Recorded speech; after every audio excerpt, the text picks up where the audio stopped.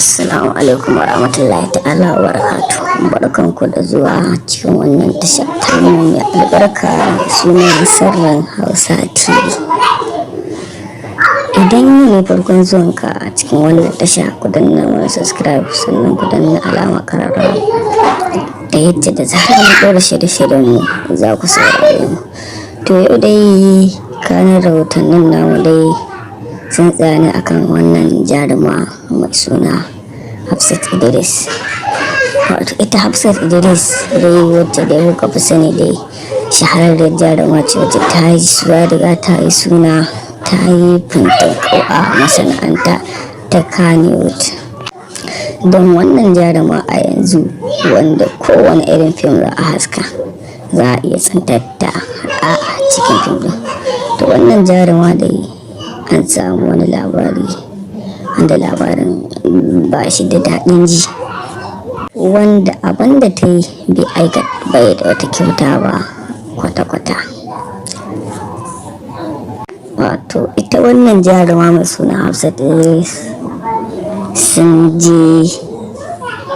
ta yi iskanci da wani ɗan uwansu, wato na masana'antarsu ta Kannywood kenan, wanda har yanzu ba ta faɗi sunansa ba, inda ta ji haushi bayan sun gama iskancin da za su yi.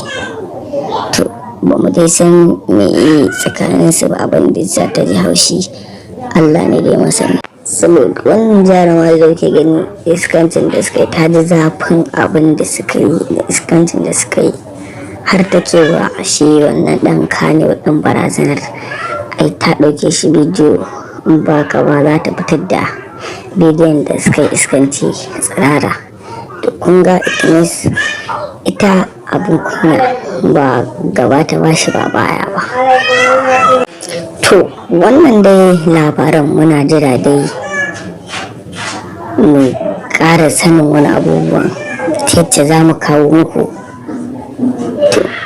Kada ku manta sunan tashar tamu sirrin Hausa TV, ku danna subscribe ta yacca muna kawo labaran tana sakin bidiyon za mu kawo muku. Assalamu alaikum.